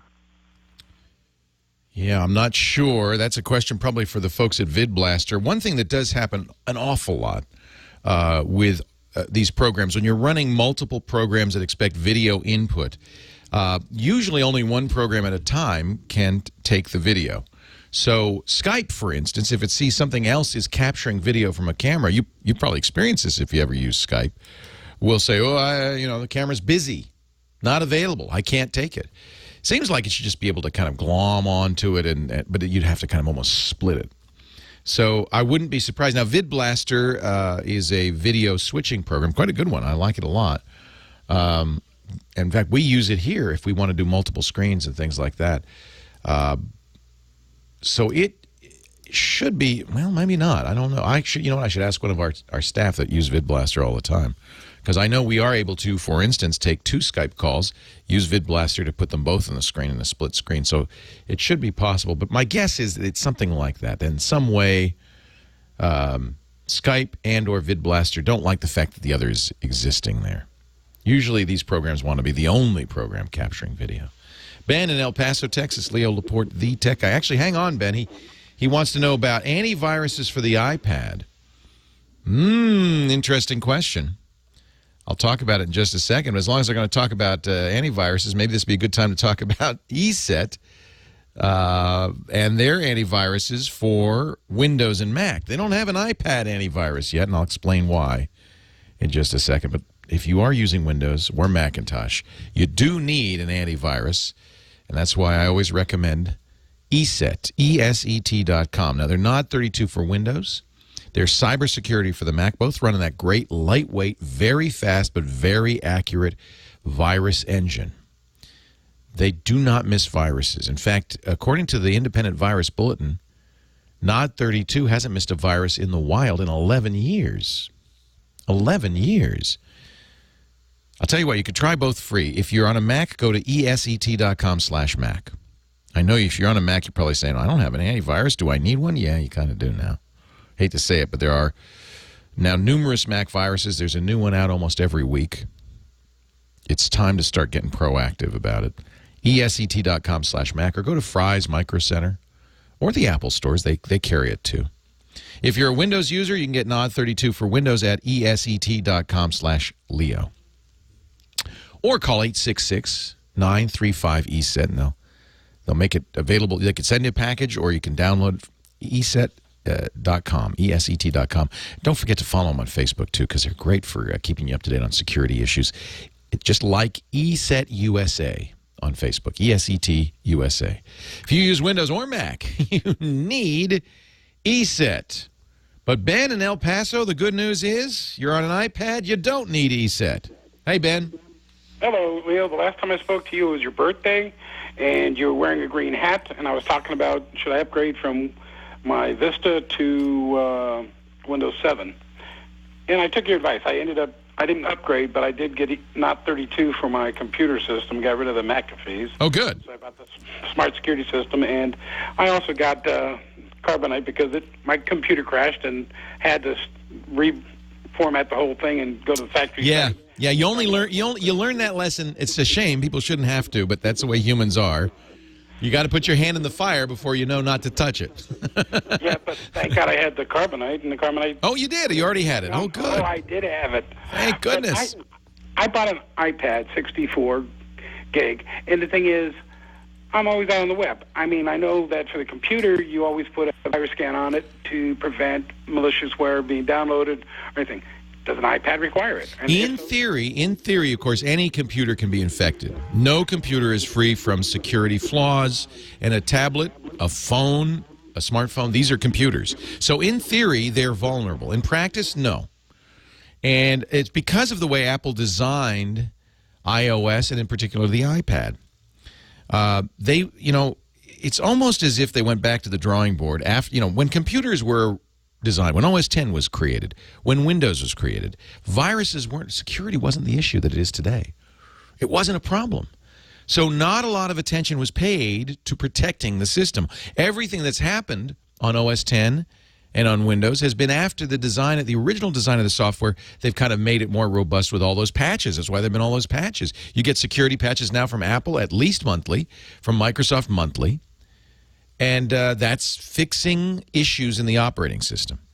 But when they started doing iOS first for the iPhone and then later for the iPad, they were starting from scratch just a couple of years ago. They knew that these platforms would be rich targets for hackers. So they paid close attention to this, and they didn't make they didn't make the same mistakes they had learned. So every app, for instance, on the iPhone and the iPad is sandboxed, is isolated. That's one of the reasons you can't save files. You notice you cannot save a file in Pages on the iPad and then open it with another word processor. There's no central file system. That keeps programs from infecting one another. Each program, in effect, exists in its own space. That means Safari on the iPad can't download malware and infect other parts of the system. It also, of course, means that, Apple is paying attention, and every app that they allow on the iPhone or iPad store, including their own, are carefully vetted to make sure they're secure and they don't have security holes. Now, is it perfect? No. Have there been exploits? Yes. Safari on the iPad has been hacked. In fact, Apple's response to this was not, in my opinion, very good. There's a guy who's very famous for hacking Macintoshes, who discovered a flaw on iOS and released an app on the Apple Store that showed how this flaw worked. Apple, when they figured this out, killed the app and banned him. Said you can no longer develop for the store. That is not the right approach. The right approach is to give this guy a bear hug and say, thank you, and please come work for us. Instead, they banned him. They said, "Oh, go away! Don't tell anybody there's a problem." But in my opinion, and I think most experts' opinion right now, you don't have to worry about viruses on the iPad or the iPhone. There really isn't any good security software out there, and the stuff that is there you don't need. Don't worry about it. You're fine. That's one of the reasons, in fact, that I often recommend iPads for new users, for older users who don't want to become security experts. You don't have to. My mom uses it. I don't have an antivirus on her system. Thanks for the call. Leo Laporte, the tech guy.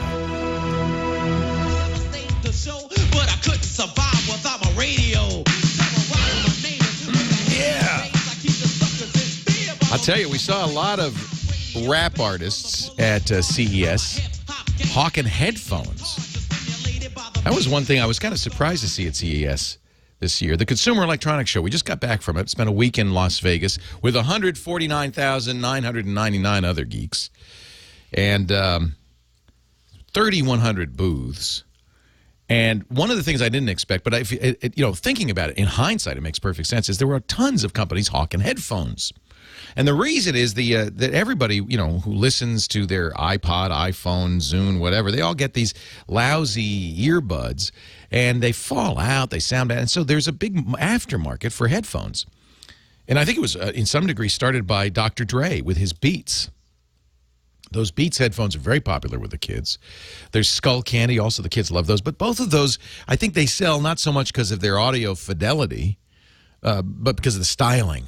They're cool looking. I guess the Beats have pretty good bass. They're good. You know, if you're into rap music, hip hop music, the bass is good, so that's what they're looking for. But Ludacris, another rap star, was there with his line of headphones, SMS. 50 Cent was there with his line of headphones. Then there were headphones for old people like me from a company called Able Planet, a company that's made its name making hearing aids. They have a patented technology that makes the things sound more clear on hearing aids, and they're applying it to their headphones. They sound really good. But I'm an old man, so there you go. I don't know how a young person would think they sound. Noise-canceling headphones. They're trying to compete with Bose, which, of course, owns that noise-canceling marketplace. Etymotics was there. I'm a big fan of the Etymotics. They make in-ear headphones. They're flanged so that they kind of they go in deep into your ear, and they make a seal. So they're not noise-canceling, but you can't hear anything but the music. And the music sounds good because it's so close to your eardrum. And some people don't like the way they fit, but I have to say Etymotics did something I think is great. Two things. One, they made headphones for kids that are noise limited, because kids keep turning it up, and we're seeing a real epidemic of teenagers with bad hearing problems because they're listening too loud on those bad headphones. Etymotics are very high quality. I've always liked them. And now they have kids versions that are limited, so they cannot turn them up more than 88 dB. They cannot harm their hearing. The other thing they did, which is great, the problem with these in-ear monitors, or any noise-canceling headphones, you don't want to wear them when you're walking, running, or hiking, or on your bike. Certainly not while you're driving, because you can't hear anything. Even on the plane, I get a little nervous because I can only hear my music. I can't hear any of the announcements, including, the stewardess could say, "We're going down," and I wouldn't hear it. I go, "Yeah, I love this music. Yeah. Why is the plane tilted so much? Yeah." So what Etymotics has done, and this is great, they have an app. If you're listening on your smartphone, they have an app that you can set and says, "Hey, if anything, if I need to hear anything, if anything's louder than this, please pause the music, and turn on the mic on the headphones, and let me hear what the announcement is." Brilliant.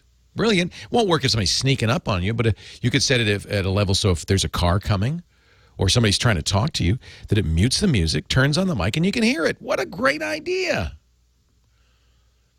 Parrot showed up with some headphones that are beautiful. They're going to be very expensive. They're just so comfortable and nice. Designed by famed designer Philippe Starck. They do some interesting things, too. When you take them off, they stop playing the music. It knows whether you're wearing them or not. That's smart, right? Take them off, music stops. They have built-in Jawbone, not only noise cancellation, but a Jawbone Bluetooth headset, so you can use them for your phone to talk. Boy, I saw a lot of great headphones there. I know, it's not the category you'd really, I went to CES to see what the headphones are going to be like. But really, I was surprised. Twitter just announced, actually the Consumer Electronics Show folks just announced that they counted the number of tweets from CES.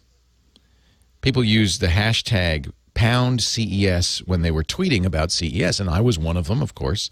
In fact, I had a program on the iPhone that I was using called Streamer, where you enter in a tag and you can watch the tweets come in. And boy, I had hashtag CES, and the tweets were going by way too fast to read. Well, I'm not surprised now. There were, over the last week, 1,182,202,872 tweets about CES. That's crazy, man. More than 1 billion tweets about CES. I don't know if that's a record, but it's a big number. Awfully big number. How amazing is that? Let's go on with the phone calls. 8888 Ask Leo. Phil is in Corona, California. Hi, Phil. Leo Laporte, the tech guy. Hi there, Leo. How are you? I am great. How are you? Tremendous. Listen, I'm having problems printing photographs here. I have a pretty decent computer. I've got it for a monitor, an NECP 221, which is pretty nice.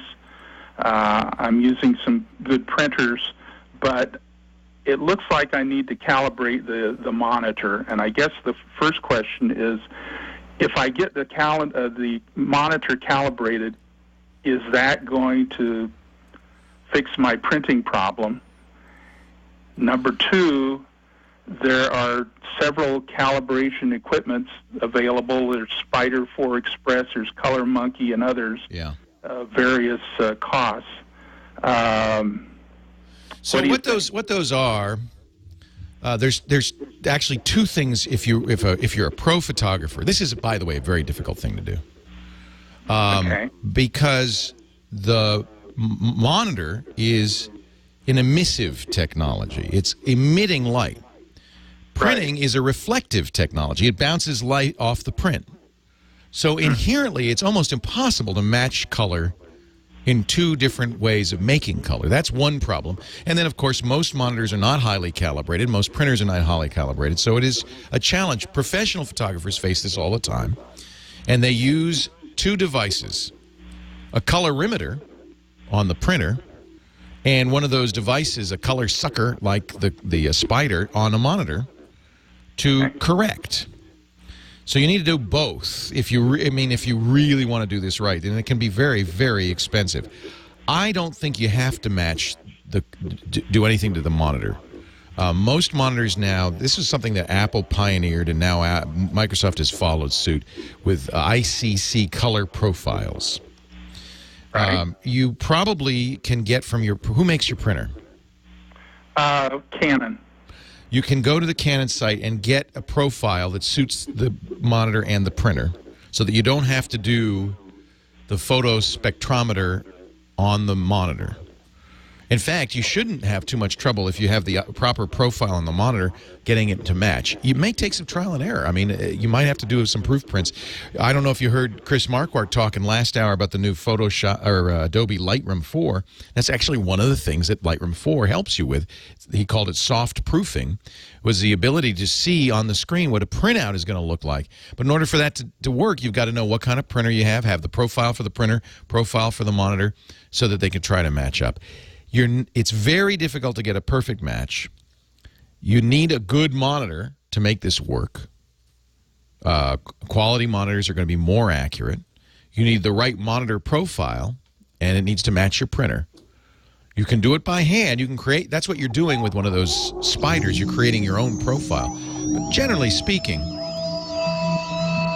the monitor profiles are fine, but it is going to take some trial and error. Leo Laporte, the tech guy. And my Ravens won, but I remember who hosts this show. That's all right. I think we'll be seeing them in the Super Bowl. That's all. That's what I'm saying. Actually, could we? Yeah, we could. It'd be the Harbaugh brothers. That would be awesome. Thank you for playing that, even though you're a Baltimore Ravens fan, Kyle Benham. We'll see you in the Super Bowl, my friend. We've got a little bit of a revenge thing going on here. Leo Laporte, the tech guy. Niners had an amazing victory yesterday in the NFL playoffs. Just kind of a shocker, frankly.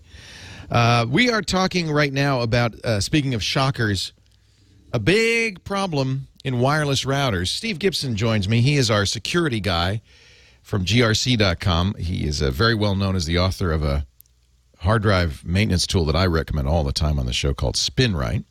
He also gives away a ton of free software, a lot of it's security software, on his site, grc.com. You might have seen him recently on TV talking about better passwords. He does a show for me every week, every Wednesday, called Security Now. And we talked about this on Security Now last week. And I said, Steve, you've got to come on the radio show and let the world know. Modern wireless, this is so ironic. Modern wireless routers feature a tool called WPS, a push-button tool that's designed to make it easier to configure the router so you're secure. For years, people didn't configure their routers. They just left them wide open so they weren't secure. So this WPS, this was the router industry's response saying, look, we'll make it really easy. You just push this button, and now you're secure, except you're not. Steve, what happened?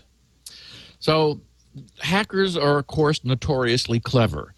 And the Wi-Fi Alliance, which is the group which has standardized the way wireless technology works, went probably too far in making it easy to secure wireless connections. They started suggesting that router manufacturers put an 8-digit PIN very much like the PIN that we enter when we want to verify that we are who we are with an ATM. This is an 8-digit PIN printed on the labels of routers made within the last few years. What's happened is that it turns out 8 digits is not enough, and the hackers came up with a way of cracking routers' 8-digit pins. So routers that have been made for the last few years, if you had a bad guy within range of your router in somewhere between 2 and 10 hours, so it's not instant, but it's worrisomely quick, they're able to crack the 8-digit PIN and get onto your network, get into your network, not only to use your bandwidth and your own connection to the internet, but to potentially poke around at your own computers on your network. Now, they need to have kind of physical access to not physical hardware access, but they need to be within range of your Wi-Fi to do this, right? Your neighbor or sitting on the curb, something like that. Right. When you're setting up wireless connections, you normally see a list of all of the different access points that are within range of your laptop. And typically, if you're at home, you recognize yours among them. So it's that sort of list. If a bad guy, like a neighbor of yours or somebody maybe parked out on the street, wanted to get into a wireless connection, it turns out there's a new back door that within a few hours allows them to get onto your network. So this is it's only been the last few weeks that this has come to light from a security researcher who with all good intentions wanted to notify the industry that this is now possible. So this technology is probably mostly used by less sophisticated users who hoped that they were secure. And even advanced users who didn't explicitly turn this off would almost certainly have it enabled. That's interesting. So even if I go into I know what I'm doing, and I turn on all the features I like WPA2 encryption. I go in and I manually do that. If I have it disabled WPS, it still gets around that? Yes. Yes. This is a sort of a shortcut for configuring your router, even if you have given it a big, long, really secure password. If you're state-of-the-art, propeller head guru who really knows what they're doing, this is still a back door. So the only thing that we can do is to turn off the so-called WPS, Wi-Fi Protected Security. Sometimes it goes by other names. Router manufacturers call it their own sort of more, cutesy names. But it's about simple configuration, and that's what you want to disable if you're able to log into your router and then turn that off. The bad news is these Cisco Linksys routers apparently have a bug in them which ignores their users' request to turn this off. So it stays on anyway. So even if you turn it off in the settings, you're still exposed. Yes. So what should you do? If you have a Linksys router, what should you do? Stay aware of updates, which will certainly be coming. All of the router manufacturers, when this came to light, started scurrying around. They're working on updated firmware. The problem is installing firmware is not easy, but that's ultimately going to be the right solution, is to fix the bugs which have now been uncovered in all wireless access points made in the last few years. Yeah. So basically wait until there's a firmware. If you have a Linksys, or there are actually more than a few routers that this does not fix turning it off. You should go turn it off anyway, and then keep your eye peeled for a firmware update that will actually make this work.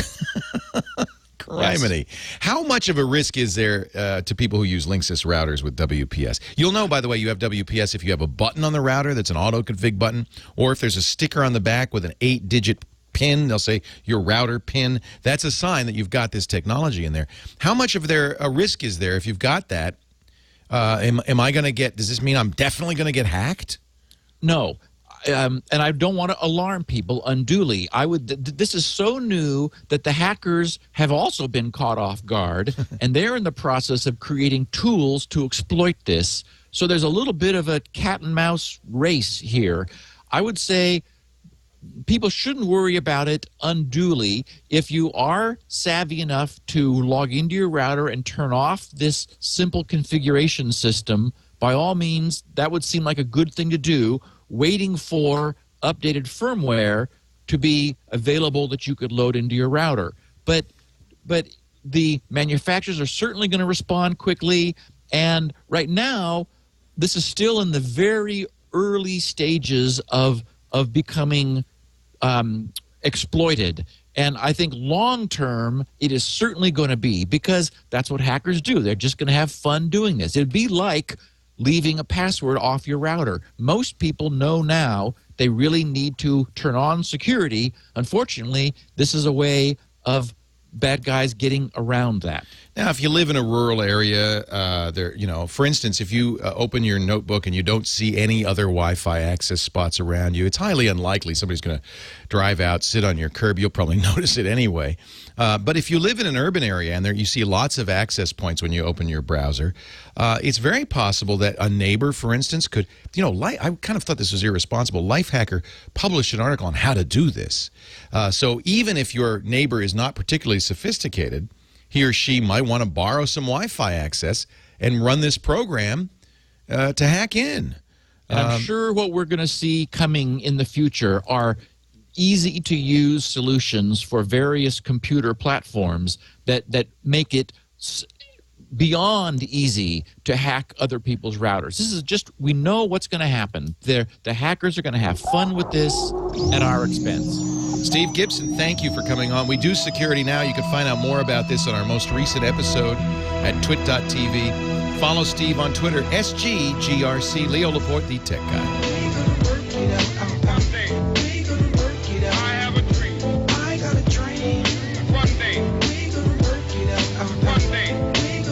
I love that. Of course, tomorrow, Martin Luther King Day.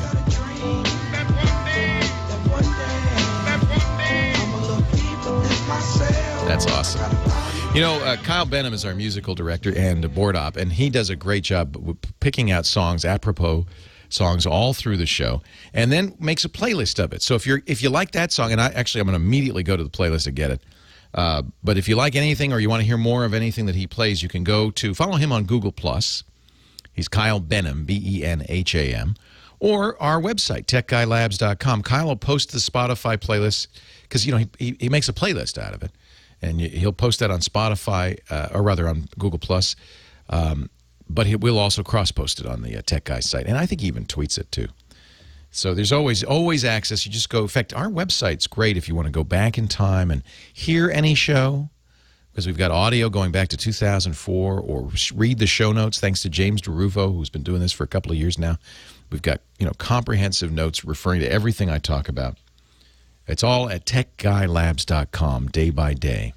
And we're doing a big redesign. Still haven't chosen the firm to do that, actually. We're taking bids right now because I want to make this site better, frankly. I want to make it more interactive. I want to make it more modern.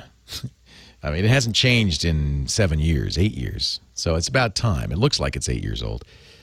So we really want to make it more useful for everybody. So we've got some great plans, but once we got to choose the firm first. Once we choose the firm, then we'll start design. So it's probably 6 months off, maybe.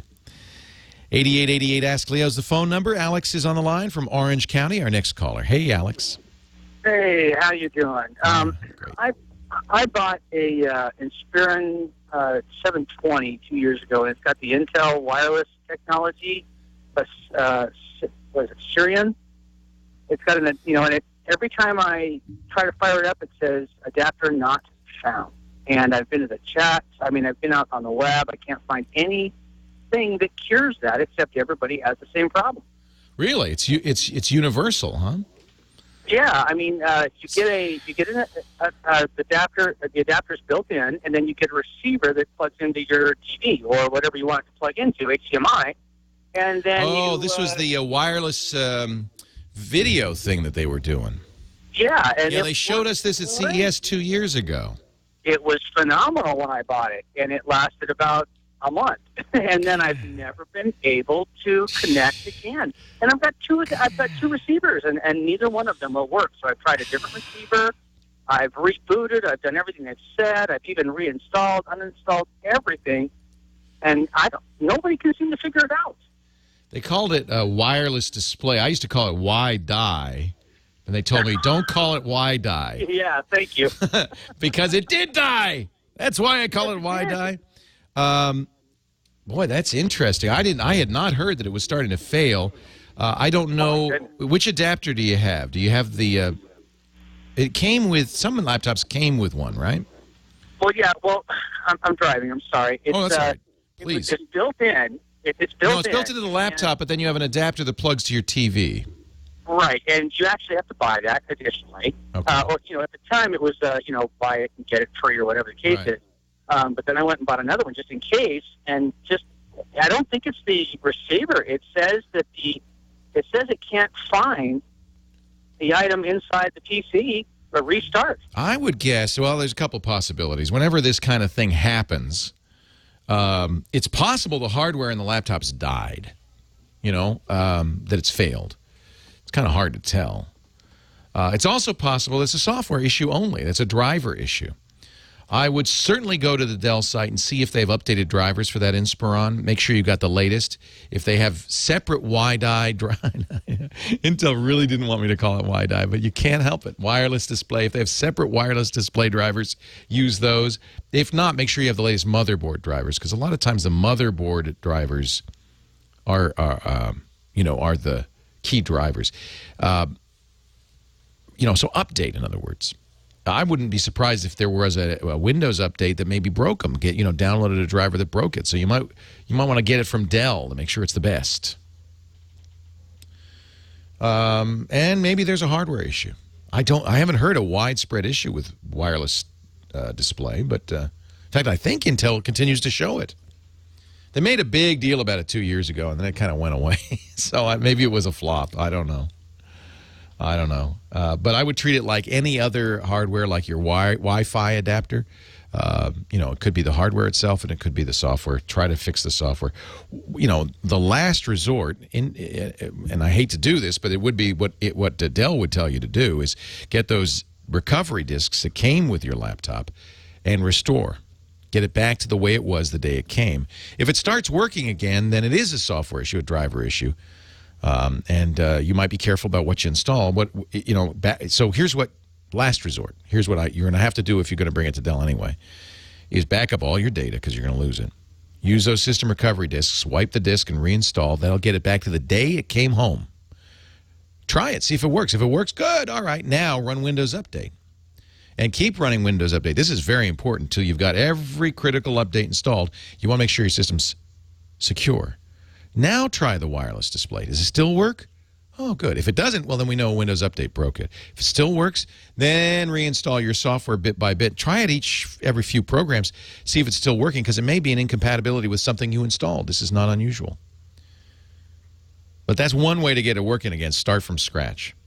If it's the hardware, of course, it won't fix it. The recovery will immediately break it. Or will not recover it. Good luck. I drive safely, please. This is where Carbonite really comes in handy. Let me do a little commercial for Carbonite, then we'll come back and see if we can get one or two more calls in. Earl is next from Texas. He needs to... There's no accident that Carbonite advertises on this show. He needs to recover data. He accidentally erased everything from his guest account. Earl, Texas, Leo Laporte, the tech guy. Hi, Earl. Hi, Leo. How you doing? That commercial was not aimed specifically at you. I want you to understand that. Okay, well, here's what happened. I was in my Mac, in the guest account, and I did a hard reboot on it, and I lost all my text documents. Is there any way I can go in and recover that data off of the guest account? That's interesting. So it froze or something, so you turned the machine off? Uh-huh. Yeah, I did a hard reboot. It just wouldn't wake up and all that stuff. And I do that all the time. I do that all the time. it's not recommended if the system is writing to the hard drive or something. But what you're experiencing actually is something different. I believe that this is an intentional feature of Lion. It erases data from the guest account every time you reboot. Oh, no. Yeah. Not Lion, though. It's a little bit older Mac. And, oh, it's not Lion. No, but, huh? It's not Lion. No. I don't have that fancy Mac. I have a little bit older one, 2007, so it's a little bit older. You still may have that feature. That's one of the things about the guest account. It resets. Any way to recover that data, like to a third-party, computer? That's the point. No, that's the point. The idea is that the guest account is used by guests who will then leave, and when they log out, whoosh, it all gets wiped out. Now, I'm not sure if Apple does a secure delete, so it is conceivable that an undelete program would get this data. But I bet you it does. And knowing Apple, it's doing a delete that you cannot restore. In other words, don't use the guest account. Anything you do on the guest account will be lost. End of sentence. Sorry, Earl. Leo Laporte, the tech guy.